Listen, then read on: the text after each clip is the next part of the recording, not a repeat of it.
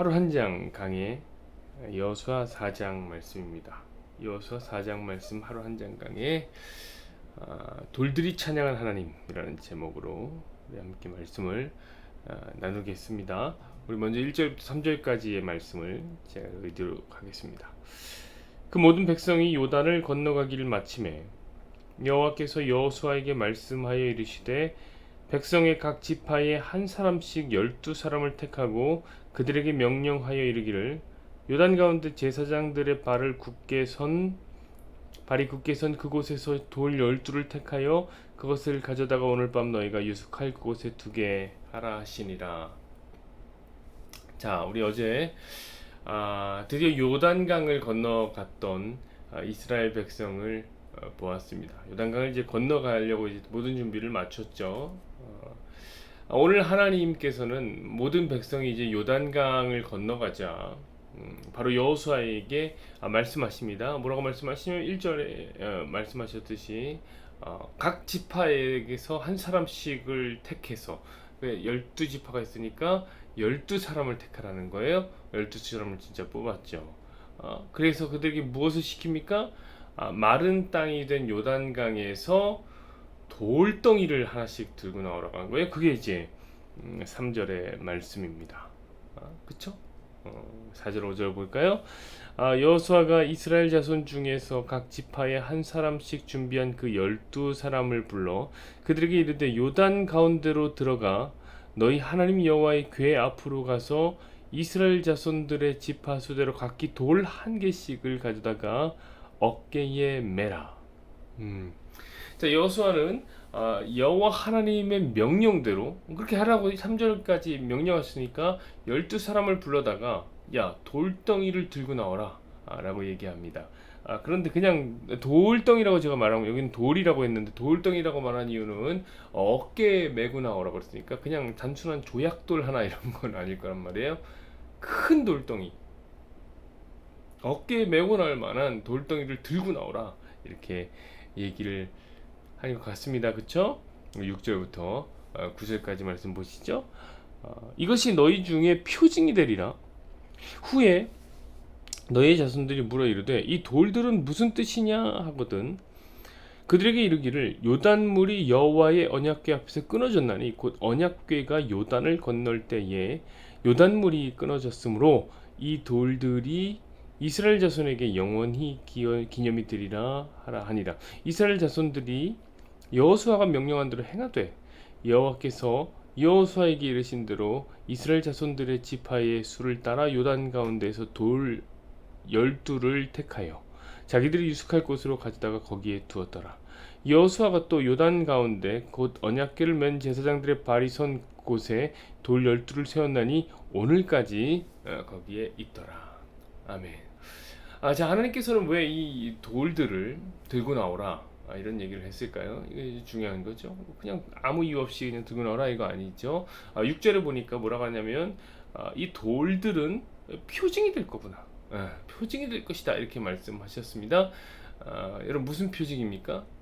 이스라엘 백성이 요단강을 마른 땅으로 건너왔다는 표징이 되는 거예요.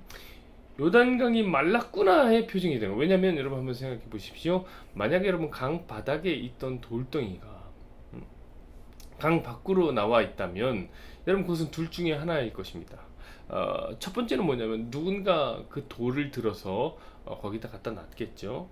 아니면 그 돌들이 스스로 움직여서 강 밖으로 나온 것이겠죠. 둘 중에 하나밖에 답이 없어요. 그렇죠? 여러분 둘 중에 답이 뭡니까? 누가 갖고 나왔다? 돌이 스스로 움직여서 그곳으로 갔다. 답이 뭡니까? 여러분 이거 어렵습니까? 돌이 스스로 굴러와서 강 밖으로 나왔다는 것을 믿는 사람들이 있나요? 그런데 그런 믿음 좋은 그런 정말 믿음 좋은 사람들이 있더라고요. 누가 그런 믿음을 갖고 있느냐? 여러분 성경을 믿지 않는 사람들이 그런 이상한 믿음을 갖고 있습니다. 자, 여러분과 저라는 존재가 여러분 인간이라는 명칭을 달고 살아서 이렇게 움직인단 말이에요. 저는요 인간은 정말 얼마나 위대하고 정교한 존재인지 새삼 깨닫습니다. 요즘같이 더운 날 여러분 보세요. 이렇게 가만히 여러분들 팔뚝을 이렇게 들여다보세요. 가만히 쳐다보십시오. 더울 때 거기서 이제 땀이 송골송골 맺히는, 이게 너무 놀랍지 않으세요? 어? 이게 우리 체온을 유지하려고 여기서 땀이 뭐가 있어서 구멍도 없는데, 제가 보기에는 땀이 송골송골 맺히는 거 보면 정말 놀라움을 금할 수 없습니다. 야, 인간은 어떻게 이렇게 정교한 유기체일까? 음? 이런 질문을 여러분 스스로 해본 적이 없습니까? 와, 어떻게 내 몸을 이렇게 정교하게 만들어줬을까? 자, 첫 번째, 정교한 인간을 만들기 위해서 그 정교한 인간보다 더 엄청난 능력을 소유한 누군가가 나를 만들었다. 두 번째, 돌들이 굴러서 강 밖으로 나왔듯이 알아서 세포들이 모여서 인간이 되었다. 여러분, 답이 뭡니까? 여러분, 이 세상 사람들은 진화론이라는 그럴싸한 이름으로 돌이 스스로 굴러서 밖으로 나왔다는 것을 믿더라고요. 믿음이 진짜 좋아요. 좋은 거예요. 그러나 여러분, 아닙니다. 원래 돌이라는 것은 움직일 수가 없어요. 강 한복판에 가만히 있어야 할 돌들이 정말 강 밖으로 나와서 있다면, 그러면 그것은 당연히 누군가 강 바닥에서 돌을 들어 옮겼다는 것을 우리는 알게 되는 것입니다. 그리고 강 바닥에 가라앉았던 돌덩이를 들고 나왔다면, 이 강바닥이 말랐구나, 한번 말랐었구나라는 것이 증거가 되는 거예요. 그래서 여러분, 특별히 이 돌들이요, 어깨에 멜 만큼 무거운 돌을 선택하라고 얘기했던 거예요. 왜요? 만약에 작은 돌, 이런 돌을 갖다 놨으면 의심하기 좋아하는 사람들 있잖아요. 그런 사람들은, 야, 이 사람이 잠수해 갖고 이렇게 들고 나왔을지 어떻게 아느냐, 이렇게 생각을 한다. 이해가 되시죠?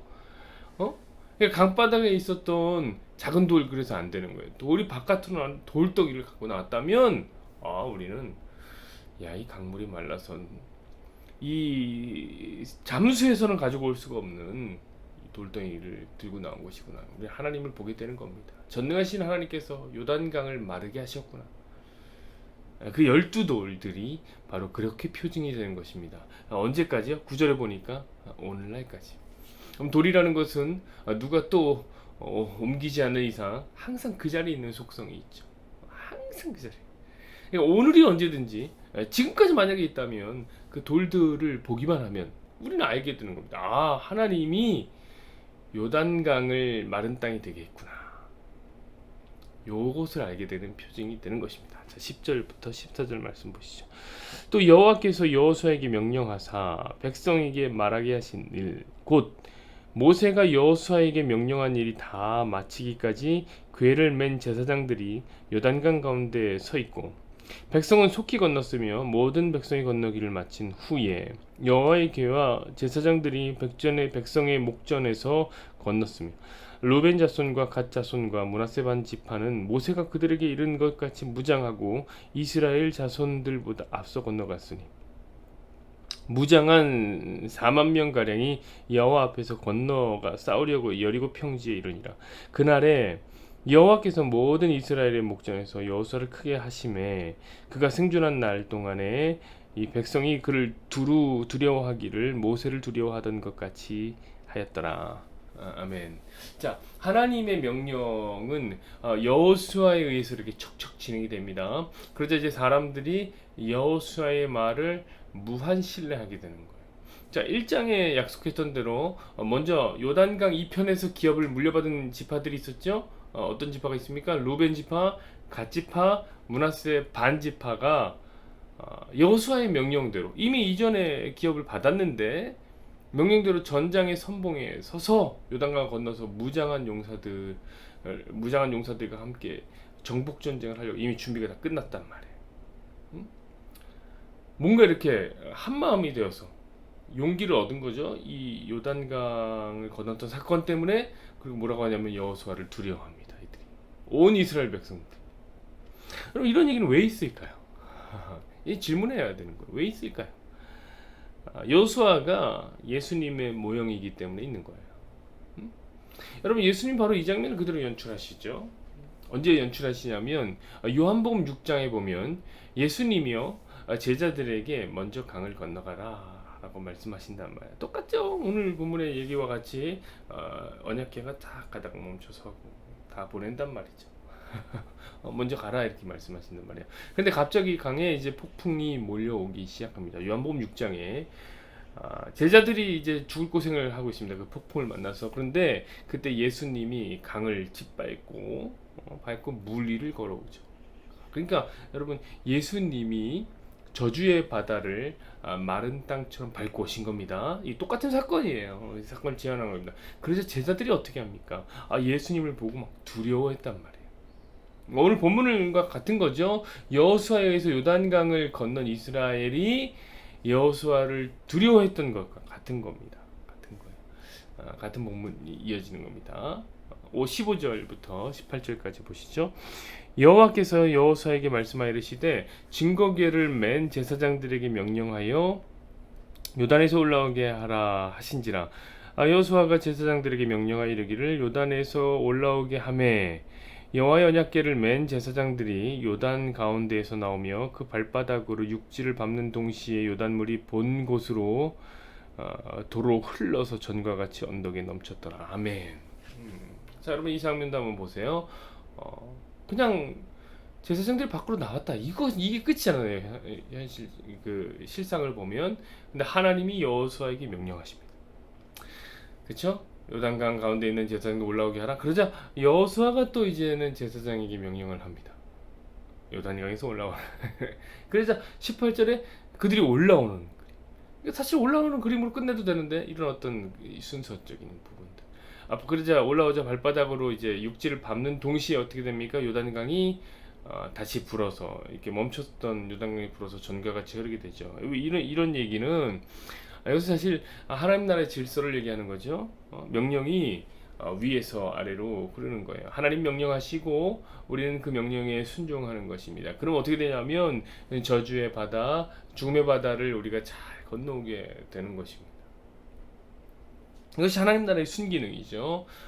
그런데 여러분, 죄인이 그것을 이제 기다리지 못하고 자기의 욕망을 주장할 때 어떤 일이 이제 생기는지 똑같은 사건이 나오는 거예요.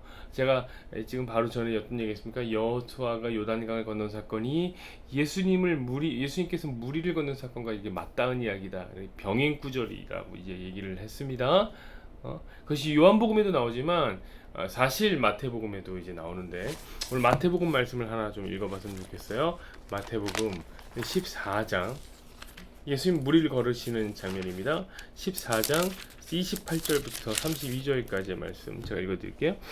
자, 베드로가 대답하여 이르되 주여, 만일 주님이시거든 나를 명하사 물 위로 오라 하소서 하니 오라 하시니 베드로가 배에서 내려 물 위로 걸어서 예수께로 가되 바람을 보고 무서워 빠져가는지라 소리를 질러 이르되 주여 나를 구원하소서 하니 예수께서 즉시 손을 내밀어 그를 붙잡으시며 이르시되 믿음이 작은 자여 왜 의심하였느냐 하시고 배에 함께 오름에 바람이 그치는지라.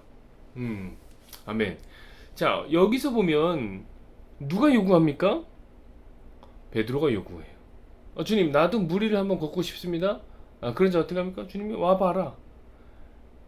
물을 밟고 섭니다. 그가 바람을 보면서 두려워해서 빠져버립니다. 자, 이때 주님께서 이렇게 얘기합니다. 믿음이 적은 자요, 왜 의심했느냐?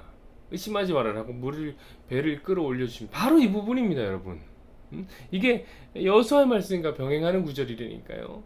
여러분, 예수님이 지금 베드로가 빠질까봐 두려운 것을 보면서 책망하면서 야, 믿음이 적은 자야, 이렇게 하신 말씀인 것 같습니까?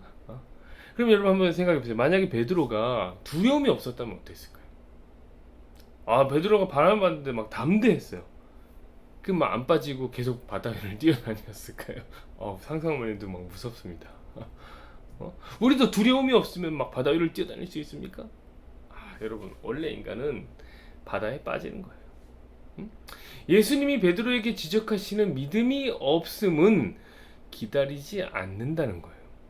자, 하나님 나라의 질서는 뭡니까? 아까 전에 우리가 여호수아의 말씀에서 봤듯이 여호와께서 여호수아에게 명령하시고 여호수아가 제사장에게 명령하시는 이 하나님을 기다리는, 하나님의 명령을 기다리고 그 명령에 순종하는 거예요. 그래야 요단강 밖으로 나오는 겁니다. 기다림, 그것은 믿음의 다른 이름이죠. 우리 신앙의 선배들은 믿음을 항상 기다림이라고 불렀습니다. 그런데 베드로가 어떻게 합니까? 내가 먼저. 이것은 믿음이 없는 행위다. 이런 얘기를 하시는 겁니다. 이해하시겠죠? 자, 19절부터 24절까지의 말씀을 읽어드리겠습니다. 첫째 달 10일에 백성이 요단에서 올라와 여리고 동쪽 경계 길갈에 진침해 여호수아가 요단에서 가져온 그 12돌을 길갈에 세우고 이스라엘 자손들에게 말하 이르되 후일에 너희의 자손들이 그들의 아버지에게 묻기를 이 돌들은 무슨 뜻이니까 하거든 너희는 너희의 자손들에게 알게 하여 이르기를 이스라엘이 마른 땅을 밟고 이 요단을 건넜음이라 너희의 하나님 여호와께서 요단물을 너희 앞에서 마르게 하사 너희를 건너게 하신 것이 너희 하나님 여호와께서 우리 앞에 홍해를 말리시고 우리를 건너게 하심과 같았나니 이는 땅의 모든 백성에게 여호와의 손이 강하신 것을 알게 하며 너희가 너희 하나님 여호와를 항상 경외하게 하려 하심이라 하라. 아멘. 자, 이스라엘의 모든 백성들은 다 요단을 건넜고 배 제사장들까지 남아있던 제사장이 요단강을 마른 땅으로 건너왔습니다. 그러자 이제 여호수아는 하나님 명령대로 요단을 건너올 때 요단 강바닥에서 준비한 돌덩이를 길갈이라는 지역에 딱 세우게 됩니다. 그리고 하나님이 하신 일을 찬양했다고 해요. 야, 하나님이 우리를 요단의 마른 땅으로 건너가게 하셨다. 이 돌들 봐라, 이 강바닥에서 주워왔다, 이렇게 얘기를 하면 찬양한 거죠. 자, 앞으로 사람들은 이 길갈을 지날 때마다 길갈에 세워진 이 12돌을 보면서 하나님을 찬양하게 될 것입니다. 왜요? 다시 말하지만 하나님이 역사하시지 않고서는 강바닥에 있었던 돌덩이는 절대로 길갈으로 올 수가 없었기 때문에, 올 수 없기 때문입니다. 사랑하는 여러분, 오늘 본문을 보면서 무엇을 느낍니까? 저는 이 길갈에 세워진 12개의 돌들이 하나님을 찬양하고 있구나, 이렇게 느껴져요. 자, 그들의 존재 자체가 하나님의 일하심을 선포하는 것이며 하나님의 구원, 은혜의 구원 역사를 선포하고 있는 것 아닙니까? 그래서 저는 이 돌들이 하나님을 찬양하고 있구나, 이런 생각을 합니다. 근데 여러분, 이 돌들만 하나님을 찬양하는 것은 아니죠. 저는요, 이 본문에서 저와 여러분의 존재를 봅니다. 저와 여러분이라는 존재 자체가 하나님을 찬양하고 있는 것이구나 믿어요. 왜냐하면 여러분, 하나님의 일하심이 없었다면, 하나님의 역사가 없었다면, 하나님의 구원하시는 강력한 은혜 역사가 없이 어찌 저와 여러분 같은 죄인이 천국의 등길을 둘 수가 있었던 말입니까? 그럼 저와 여러분이 어떤 존재입니까? 죄인 아닙니까? 저와 여러분 같은 죄인이 어떻게 교회를 다니고, 저와 여러분 같은 죄인이 어떻게 오늘 새벽에 말씀을 듣고 예수님과 함께 할 수 있단 말이에요. 예수님께서 우리 존재를 죽음의 강바닥에서 옮겨주시지 않았다면 저와 여러분의 죄성이라는 것은 돌 같은 우리의 마음, 너무 무거워서 돌덩이 같아서 절대로 하나님께로 움직일 수 없는 죄인이란 말이에요. 여호와께서, 예수님께서 그 일을 하지 않았다면 우리는 이 자리에 있을 수 없어요. 자, 그러므로 저와 여러분이 구원을 받았다는 그 사실 자체가 하나님을 찬양하는 일이 되는 것입니다.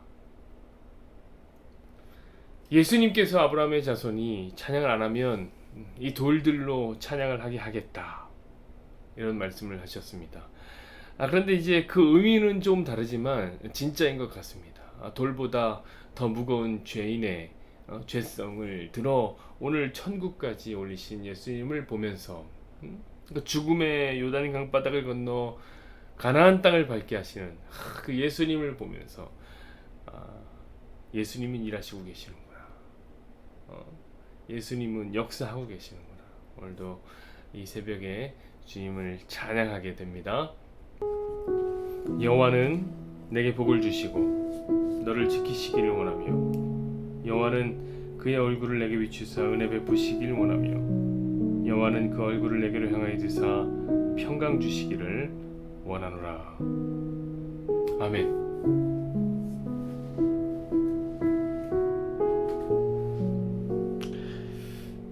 하나님, 오늘 요단 강바닥에 있어야 할 돌덩이들이 길갈이라는 곳에 세워지는 것을 보면서 하나님의 역사를 우린 보게 됩니다.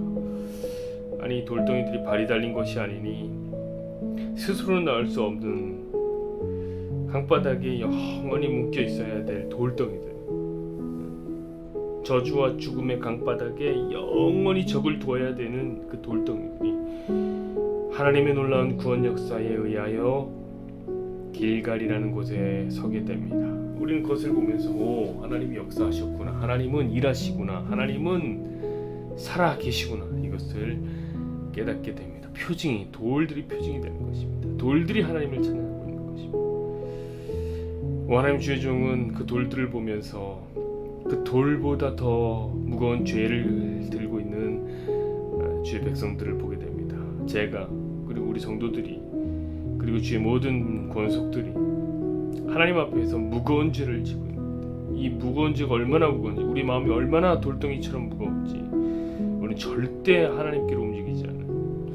돌이 스스로 걸어서 오는 것보다 더 무거운 것이 인간이 스스로 구원을 향해서 다가오는 것인데, 우리는 영원히 저주의 강바닥, 요단강 강바닥, 하나님 지옥의 강바닥에 우린 적을 두어야 되는 사람들인데, 여호와 하나님께서 역사하셔서 그 강바닥에 있어야 될 돌덩이들을 들어서 주께서 길갈이라는 곳에 세우셨으니, 주께서 교회 위에 세우셨으니, 와, 하나님의 놀라운 구원 역사는 제한이 없으시구나. 우리는 하나님을 찬양하게 됩니다.